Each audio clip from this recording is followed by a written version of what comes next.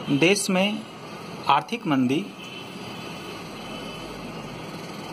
एक बड़ा सवाल उभरकर सामने आया है। कई संस्थानों ने यह स्वीकार किया है कि देश भयंकर आर्थिक मंदी की ओर अग्रसर है। इस आर्थिक मंदी की सामाजिक और राजनीतिक वजहें क्या हैं? इसकी मूल में समस्याएं क्या हैं? क्या इन समस्याओं से देश के दलित बहुजनों का कोई सरोकार है?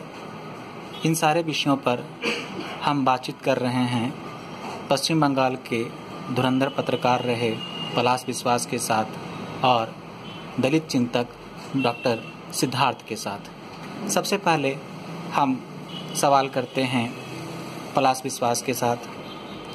आपको क्या लगता है कि इस आर्थिक मंदी की रूपरेखा क्या है? इसके लिए सबसे पहले भारतीय अर्थव्यवस्था के चरित्र को समझना बहुत जरूरी है। भारतीय अर्थव्यवस्था नव उदारवादी न्यू लिबरल पॉलिसी के बाद का है, तो सर्विस सेक्टर ओरिएंटेड बताया जाता है और गवर्नमेंट पॉलिसीज में भी सर्विस सेक्टर को और मार्केट इकोनॉमी पर बहुत ज्यादा जोर दिया जाता रहा है।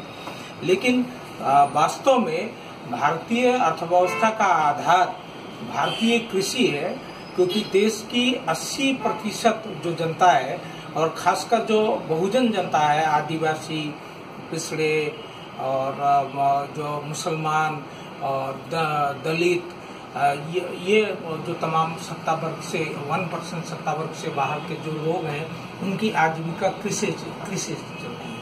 और दूसरा चरित्र है कि भारतीय अर्थव्यवस्था अनऑर्गेनाइज्ड है, क्योंकि यहाँ जितना रोजगार है, आजीविका है, वो असंगठित क्षेत्र में उसका है।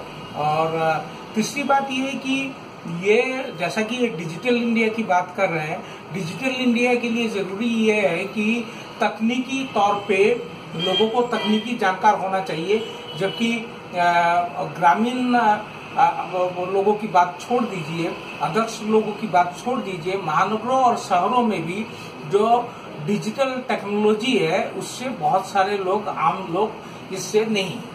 तो ये जो संकट है, क्योंकि इस कारण हुआ कि नोटबंदी के बाद तो कैश लिक्विडिटी खत्म हो गई, जबकि भारत में ज्यादातर अर्थव्यवस्था की गतिविधियां और लेन देन नकद में होती है, खासकर बिजनेस में, रिटेल बिजनेस में, कृषि व्यवस्था में और ग्रामीण अर्थव्यवस्था में नकदी में, और नकदी का फ्लो बंद हो जाने के कारण यह स्थिति बनी है, जिसका इमीडिएट सबसे बड़ा रिजल्ट ये हुआ कि अनऑर्गेनाइज्ड सेक्टर में 50 लाख लोगों की आजीविका चली गई।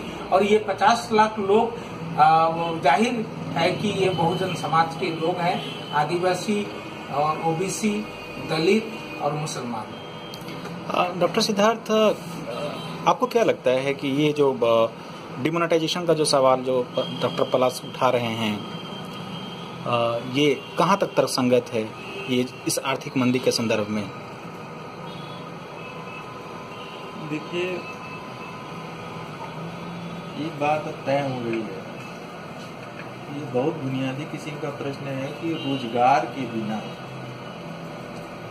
अब किसी का जीवन चलना मुश्किल है, क्योंकि जब प्रकृति आधारित अर्थव्यवस्था थी तो प्रकृति से कुछ प्राप्त करके आदमी जी सकता था।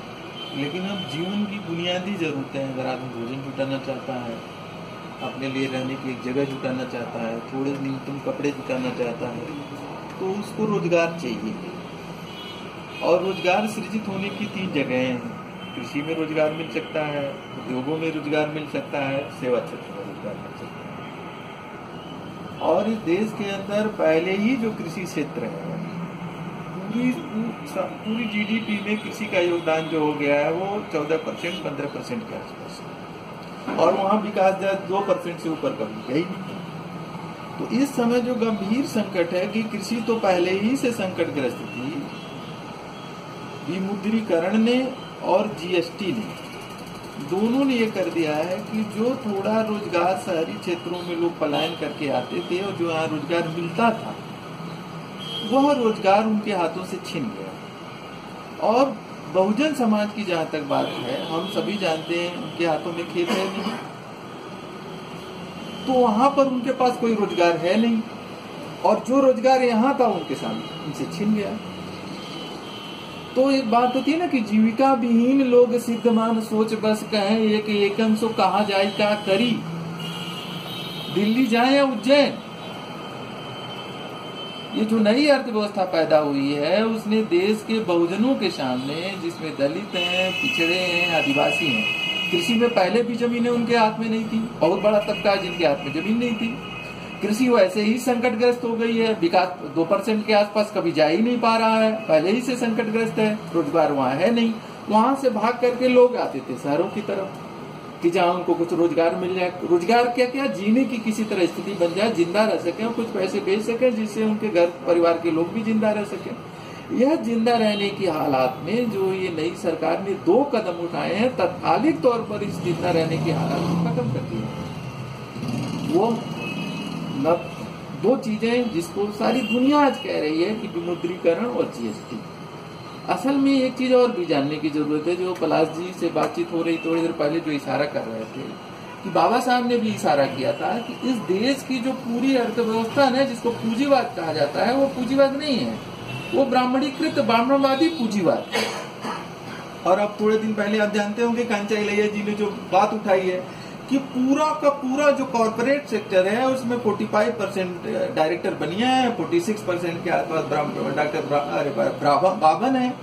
तो पूरी जो नई इकोनॉमी बन रही है जिसको कॉर्पोरेट इकोनॉमी कहते हैं, उस कॉर्पोरेट इकोनॉमी पर 2 ही जातियों का वर्चस्व है, बनिया है या तो बावन, 2 ही का वर्चस्व। और जो विमुद्रीकरण का उद्देश्य था और जीएसटी का जो उद्देश्य है, वो मूल उद्देश्य है कि पूरी भारतीय अर्थव्यवस्था का कॉर्पोरेटाइजेशन कर दिया जाए। कॉर्पोरेटाइजेशन का मतलब कि जो थोड़ा बहुत छोटे मोटे उद्योग धंधे, लघु उद्योग धंधे, मध्यम उद्योग धंधे, छोटे मोटे रोजगार जो बहुजनों के हाथों में था, दलितों के हाथों में था, आदिवासियों के हाथों में था, जो छोटे मोटे उनके रोजगार थे, वो भी एक तरह से उनके हाथ से छिन जाए और वो सारी संपदा और वो सारी संपत्ति भी कुछ बनियों और ब्राह्मणों के हाथों में ऊपर शिफ्ट हो जाए।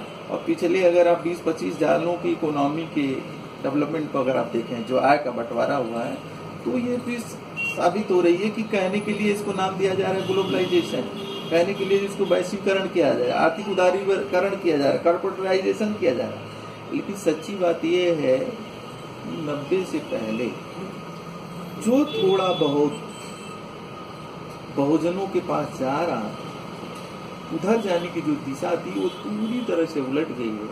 अब वो दिशा अपर कास्ट की तरफ आ गई है और इन 2 चीजों ने, विमुद्रीकरण ने और जीएसटी ने, इस चीज को और मौका मिल रहा है। मेरा अगला सवाल पलाश विश्वास जी आपसे है कि ये जो आर्थिक मंदी की आहट हम सब लोगों को सुनाई दे रही है, दिखाई भी दे रही है, क्या यह स्वतः स्फूर्त है या इसके पीछे कोई साजिश? निश्चित तौर पे ये तो प्लान्ड है, ये कोई गलती नहीं है, क्योंकि जो अर्थव्यवस्था में सबसे बड़ा जो हुआ है कि बाबा साहब अम्बेडकर के संविधान और संविधान के लक्ष्य और मौलिक अधिकार और शिक्षा के अवसर के कारण बहुजनों को रोजगार के जो ज्यादा मौके मिल रहे थे, उसको प्राइवेटाइजेशन, लिबरलाइजेशन, ग्लोबलाइजेशन से वो मौके खत्म कर दिए गए। इसके बावजूद जो शेयर था रोजगार में, बहुजनों का एक बड़ा शेयर था। अब इससे होगा क्या, ये जो डिमोनेटाइजेशन और डिजिटलाइजेशन जो यूआईडी बना है, यूआईडी के तहत जो आपका डिजिटल कर दिया गया है, तो ये कॉर्पोरेट व्यवस्था तो है ही, लेकिन हम इसको रेसिस्ट कॉर्पोरेट व्यवस्था कहेंगे। ये नस्ली कॉर्पोरेट व्यवस्था है जिसमें नस्ली वर्चस्व कायम होता है, जो वो सवर्ण, जो इसको आप कास्ट हिंदू इकोनॉमी भी कह सकते हैं, जो व्यवस्था चल रही है। इससे होगा ये कि जो एम्प्लॉयमेंट के अवसर बहुत ज्यादा खत्म होंगे, क्योंकि कृषि में एम्प्लॉयमेंट, कृषि का विकास नहीं हो रहा है, कृषि में एम्प्लॉयमेंट खत्म हो गया, स्थानीय रोजगार नहीं मिल रहा है। जैसे चाइना में स्थानीय रोजगार और मातृभाषा में रोजगार मिलता था, अध्यक्ष कर्मचारियों को रोजगार मिलता था। हमारे यहाँ रोजगार के लिए महानगरों या शहरों में जाना होता है तो गांव छोड़ के जाना होता है, गांव से एक बार बेदखल होते हैं, और जब रोजगार नहीं रहता तो दोबारा वो शहर से जब बेदखल होता है तो उसके लिए जाने की कोई जगह नहीं बचती है। तो इस हालत में, और जो शिक्षा व्यवस्था अभी बनी है तकनीक आधारित, उस तकनीक आधारित में पिछले 25 साल में कंप्यूटर के अलावा लोगों ने कुछ सीखा नहीं, और कंप्यूटर खत्म हो रहा है तो जो ऑटोमेशन, आर्टिफिशियल टैलेंट और ये जो कुछ ये डिमोनेटाइजेशन, डिजिटल, जिसका लक्ष्य डिजिटल इंडिया बनाना है, तो इस डिजिटल इंडिया बनाने के कारण ये होगा कि व्यापक पैमाने पर छटनी होगी, अनएम्प्लॉयमेंट होगा और रोजगार सृजन नहीं होगा, क्योंकि औद्योगिक विकास दर घट गया है, औद्योगिक विकास हो नहीं रहा है। मार्केट में या सेवा क्षेत्र में भी रोजगार की गुंजाइश कम बनेगी, क्योंकि डिमांड हो नहीं रहा है। डिमांड इसलिए नहीं हो रहा है कि कृषि संकट में है, क्योंकि बुआई ढंग से नहीं हो पा रही है, सिंचाई ढंग से नहीं हो पा रही है, रूरल इकोनॉमी में कैश नहीं है, परचेजिंग कैपेसिटी खत्म हो गई, डिमांड कम हो जाएगा तो मार्केट में बिजनेस भी कम हो जाएगा। बिजनेस कम हो जाएगा तो सर्विस सेक्टर में और नौकरियों में इसमें रोजगार मिलेगा नहीं, और नौकरी मिलेगी नहीं। और दूसरी बात है कि डाइवर्ट भी नहीं कर सकते। जो एजुकेशन सिस्टम बनी है तो उसमें जो टेक्नोलॉजी है, टेक्नोलॉजी के बाहर कोई नॉलेज तो है नहीं, तो बेसिक नॉलेज न होने के कारण तो हमें तो सबसे बड़ी चिंता ये है कि आर्थिक मंदी के बाद जब बच्चों को रोजगार नहीं मिलेगा, जैसे इस वक्त जो अब छटनी कर रहे हैं 35 और 50 इयर्स एज ग्रुप के लोगों का लेअप हो रहा है, या 50 साल की उम्र के बाद जो नौकरी की नवीकरण की बात हो रही है, स्क्रीनिंग की बात हो रही है, तो इससे बड़े व्यापक पैमाने पर रिजर्वेशन के वैध तरीके से जो लोग अभी भी नौकरी में बहुजन समाज के लोग बने हुए हैं, उनकी व्यापक पैमाने पर छटनी होगी। और इसकी जो मार, चाहे कृषि के क्षेत्र में कहिए, चाहे रिटेल बिजनेस, क्योंकि जो मझोला बिजनेस है और जो बड़ा बिजनेस है वो और इंडस्ट्री है, उसमें ब्राह्मणों और बनियों का कब्जा है, वहाँ बहुजन समाज के लोग नहीं है। बहुजन समाज के लोग जो बिजनेस में भी मैनुअल लेबर की तरह काम करते हैं,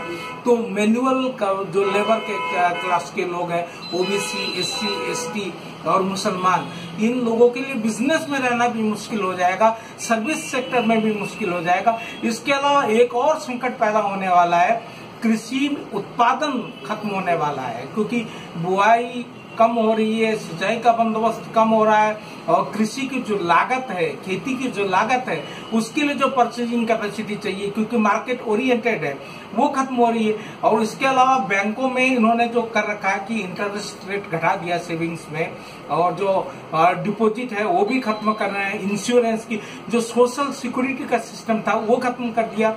हेल्थ, आपका चिकित्सा और शिक्षा दोनों को मार्केट से जोड़ दिया गया है। तो इससे होगा कि आर्थिक संकट इतना घना हो जाएगा, और उसके ऊपर खाद्य संकट हो, रोजगार का संकट हो, तो इसका मतलब यह है कि भारत में 1% सवर्ण सत्ता वर्ग के लोगों को छोड़कर बाकी लोगों के लिए या तो आत्महत्या करने का रास्ता बचेगा, या वैसे ही अपनी मौत का इंतजार करने। एक सवाल यहाँ यह भी है कि आर्थिक मंदी की आहट हम सब लोगों ने महसूस किया है, देख भी रहे हैं उसके लक्षणों को, और प्रमाण के साथ देख रहे हैं। विकल्प क्या बचता है सिद्धार्थ जी? एक तो मैं प्रहलाद जी की बात में एक बात ठोस उदाहरण के तौर पर जोड़ना चाहूँगा कि पिछले दिनों ग्रुप सी डी की जो सरकारी नौकरियां खत्म हुई, उसमें 20 लाख लगभग नौकरियां गई हैं आरक्षित करके, ओबीसी, आदिवासी, दलितों की।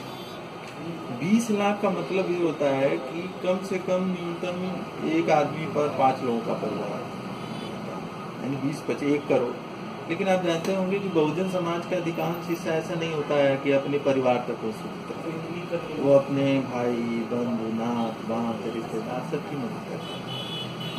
केवल और केवल सरकारी क्षेत्र में इस 20 लाख नौकरियों के जाने से 1.5 करोड़ लोग जो सम्मानजनक जीवन जी रहे थे या कल सम्मानजनक जीवन जी सकते थे, वो वहां पहुंचा दिया गया जहां वो पुरानी हालात में अपमानजनक जीवन स्थितियों में थे।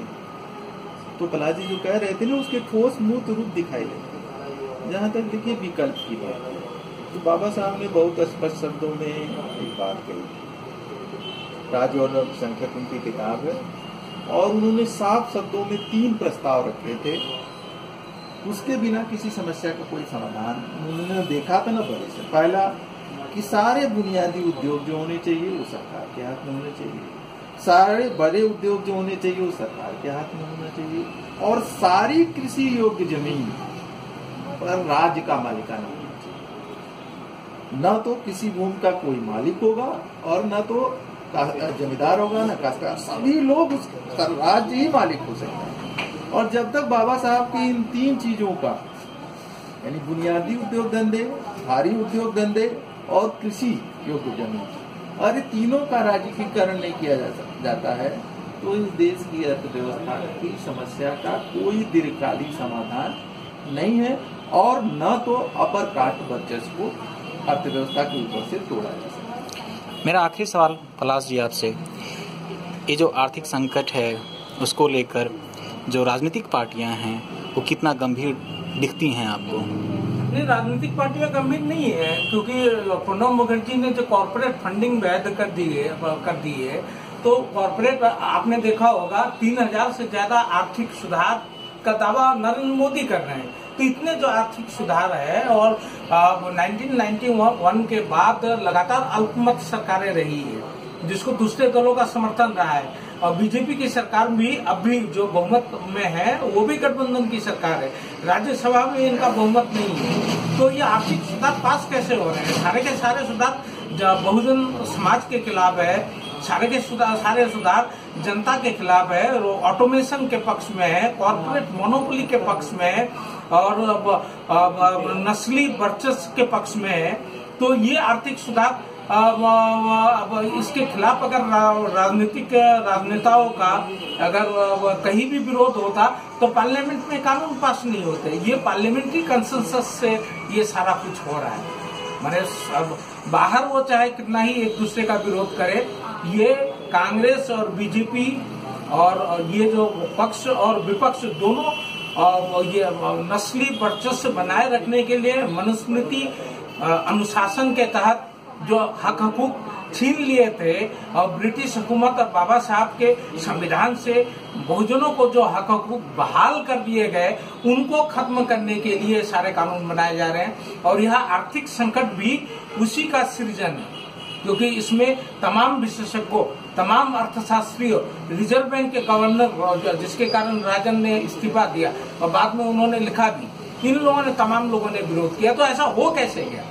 जब नीतिकार विरोध कर रहे हैं, पॉलिटिशियन विरोध कर रहे हैं, अर्थशास्त्री विरोध कर रहे हैं, तो ऐसे कैसे हो गया? तो इसका मतलब वो हाथी के दांत खाने के और दिखाने के और। अभी एक बात हमारी जो चर्चा होती है, जो मीडिया के विशेषज्ञ लोगों से, कल भी हमारे एक बड़े संपादक से बात हो रही थी, और दूसरे लोग ये ट्रम्प की नीति को जिम्मेदार बता रहे हैं कि ट्रम्प ने जो रोजगार बंद किया है, तो ट्रम्प का जो की नीति का असर सिर्फ आईटी सेक्टर पर होगा, लेकिन ये तो रिजर्व जॉब खत्म किए जा रहे हैं और असंगठित क्षेत्र के जॉब खत्म किए जा रहे हैं।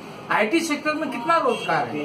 ज्यादातर रोजगार तो असंगठित क्षेत्र में है, और बहुजनों को जो थोड़ा बहुत सम्मानजनक जॉब मिला है वो सरकारी क्षेत्र में, क्योंकि गैर सरकारी क्षेत्र में तो आरक्षण लागू नहीं है। तो ये दो तरफा, एक और तो आरक्षण को पूरी तरह खत्म करके ऑटोमेशन के तहत सिर्फ सवर्ण लोगों को रोजगार देना, और बहुजन जनसंख्या के सफाई की नीति पर ये चल रहा है, और समूची राजनीति बहुजन जनता के खिलाफ लामबंद। सिद्धार्थ जी, अंतिम में आखिरी सवाल आपसे भी, अगले वर्ष देश में लोकसभा का चुनाव होने वाले हैं, क्या आपको लगता है कि ये जो आर्थिक सवाल हैं, ये सवाल कोई मुद्दा बनकर सामने आएंगे?